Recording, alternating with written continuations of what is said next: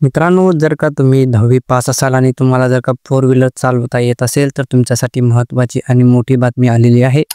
कारण मुंबई हायकोर्टात कार ड्रायव्हरसाठी जागा निघलेल्या आहेत आणि त्यासाठी पगार हा 30,000 ते 90,000 रुपयेपर्यंत पगार हा तुम्हाला देण्यात येणार आहे.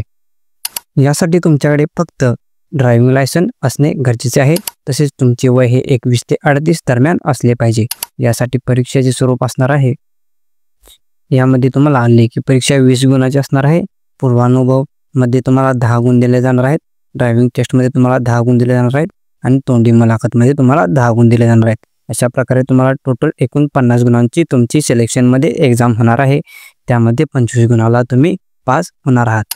अर्ज करण्याची तारीख ही 9 मे 2025 असणार आहे. त्यामुळे तुम्हाला 9 मेच्या आधीच हा ऑनलाईन फॉर्म सबमिट करावा लागणार आहे.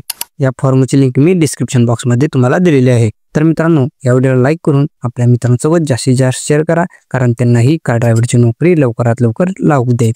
आणि अशाच प्रकारच्या महत्त्वपूर्ण व्हिडिओसाठी आणि शासनाच्या नवनवीन योजनांसाठी या चॅनलला आत्ताच सबस्क्राईब करून ठेवा, कारण अशाच महत्त्वाच्या व्हिडिओ मी या चॅनलवर अपलोड करत असतो.